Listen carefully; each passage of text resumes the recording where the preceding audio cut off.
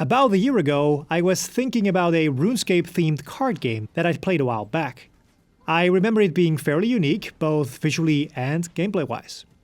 So I tried looking for it on Steam and found out it's dead. And what does any reasonable game developer do when they can't play a game?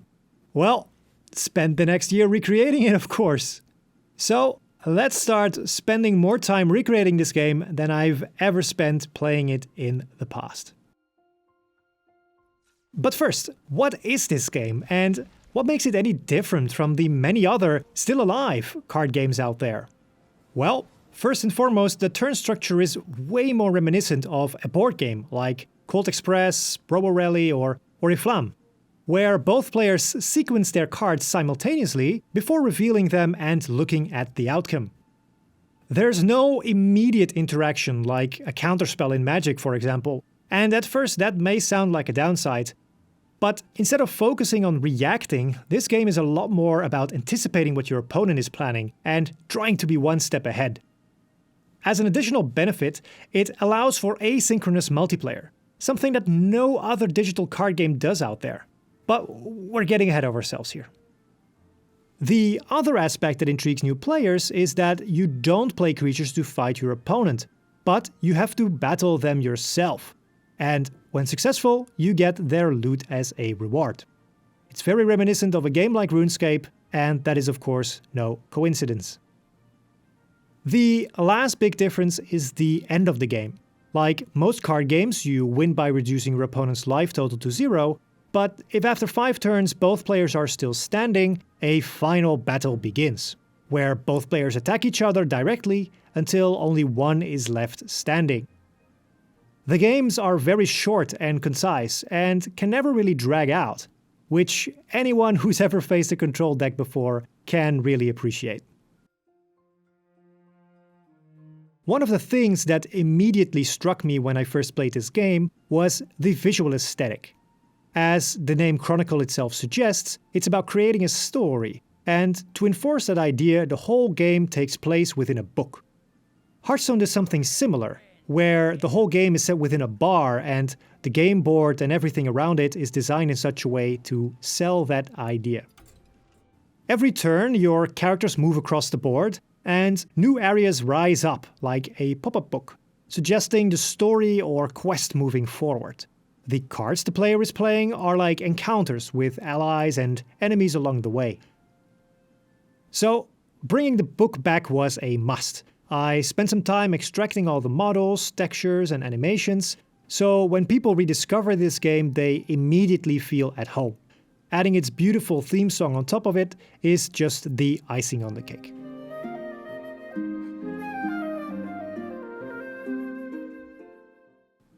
The pop-up locations, however, were a lot harder to bring back, as they use an old vertex painting plugin for all the terrain. So, unfortunately, I decided to leave those out for now. And because it was easier to start out with a top-down perspective, bringing back the characters is also something I'm skipping out on for the moment. I realize I'm losing a lot here in terms of the aesthetic, but I'll try to compensate for that in the gameplay department.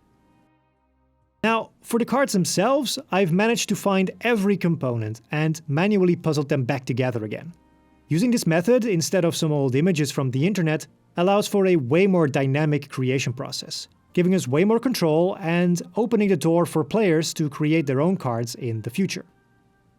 Visuals are neat, but the cards also need to be programmed in order to do something. I decided to go with visual scripting over regular scripting for this, as it follows the same puzzling philosophy and lowers the barrier of entry for modders in the future. All the cards are then exported into separate bundles, a sort of zip file if you will, so they can be dynamically loaded back into the game without requiring a new build. Cards are not the only thing I wanted players to be able to tinker with. The ultimate goal here is to have the community be in charge, without them having to rely on a single individual such as myself. This is the only way a game can truly live on forever, without anybody being able to shut it down. So, what better game to take inspiration from than Half-Life? Half-Life was modded into so many different games, and many of those games are still supporting a thriving community today. Are you thinking what I'm thinking? For the basic multiplayer structure, I followed these games' design philosophy. Everybody can host their own servers, and all these server settings can be messed around with. What cards are allowed, starting resources, amount of turns, who goes first, everything can be tweaked to create the version of Chronicle you want to play. The other big source of inspiration are physical board games. As I said, Chronicle really gives me that board game vibe, so I decided to design the codebase with this in mind. Technically, for example, that means that nothing is really linked to a player, but to a seat instead. Think of it as a physical chair around a table. If somebody disconnects, or leaves their chair if you will, somebody else can take their spot and just take over. There's only one big downside to having players host their own servers, and that is that it requires some technical knowledge in order to set it up. You need to open some ports on your router, often referred to as port forwarding, and for many people this is a daunting task. I remember the first time I tried doing it for Counter-Strike many years ago, and I can tell you, it wasn't pretty. With such a small community to start out with, getting a multiplayer game going is really tricky. Even if there is a server available, time zone differences can be a real killer. So I decided to introduce a new feature to tackle all of these issues at once: asynchronous multiplayer. Chronicle is so unique in the trading card game space. Its simultaneous turns and lack of any immediate interaction make it a perfect fit for this type of multiplayer. You can open the game just once a day, play a couple of turns, and close it again. And by the next day, your opponents have most likely done the same. You can even play 2 turns at once because of the simultaneous turns, making games go even quicker than, for example, chess or Word Void.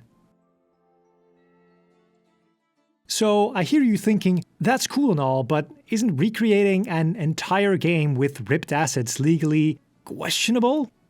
And well, yes it is! Jagex is completely within their right to shut this project down the minute it launched. It's very understandable, they have to protect their IP after all, so there needed to be a backup plan for this project. You see, I've always wanted to make a single-player card game in the style of another game that has stuck with me over all these years, specifically the Game Boy version of the Pokémon trading card game. So I set up this project in a way that I can reuse most of its code, so it wouldn't be a total blowout when the hammer comes crashing down. And in case the project isn't struck down, well, in that case the codebase gets very thoroughly tested, and good testing is hard to come by as a solo developer.